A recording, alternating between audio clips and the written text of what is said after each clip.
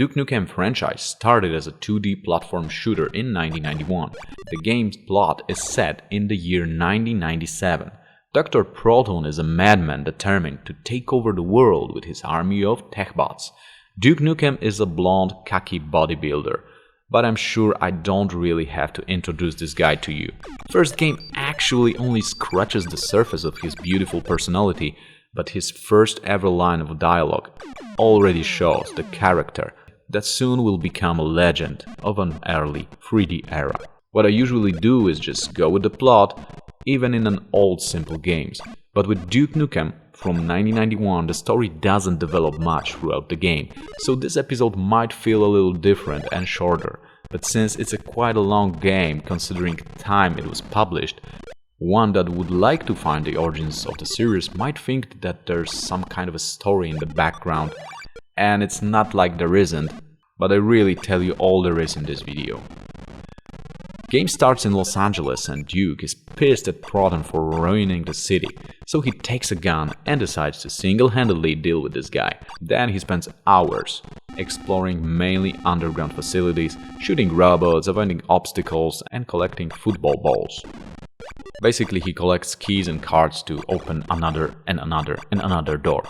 The most serious enemies he fights on his way are Chopper and this machine gun robot that kinda reminds me ED-209 from Robocop. Finally, Duke reaches the Proton base that goes deep underground. Proton tries to send his drones to stop him, but he progresses further his base, or how Proton himself calls it, the maze of madness. At some points he even appears on screens and shows his respect for Duke getting this far, or his irritation that Duke is such a pain in the ass. And after a few more levels that won't bring nothing that you haven't already seen here, Proton finally appears on a flying chair. The two have a duel and Duke clearly is winning, so Proton decides to fly away straight to the moon. He has another base in there and threatens to make a strike back on Earth. Well, Duke decides to go after him. So, the landscape changes, but Proton doesn't have anything that Duke won't already beaten on Earth. So it's just a matter of time before he beats another Proton mazes and reaches him again for the second round of their fight.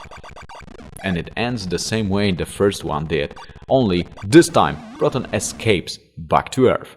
So Duke is like, yeah dude, we can do this all day, but what's the point? But actually this time Proton uses a time machine to escape to the future. Again, Duke decides to follow this guy, finds his time machine, sends himself into the future. When using the same methods that work out well the last two times, he finds Proton and this time takes him down for good. Earth is free from Dr. Proton, Duke uses his warp device to go back to Earth present, and that's how the game ends.